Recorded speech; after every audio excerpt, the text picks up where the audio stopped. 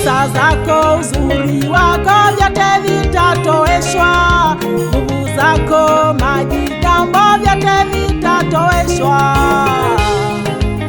Matendo 17:24 anasema, Mungu aliyeufanya ulimwengu na vitu vyote vilivyomo, yeye ndiye mmiliki wa maisha yako.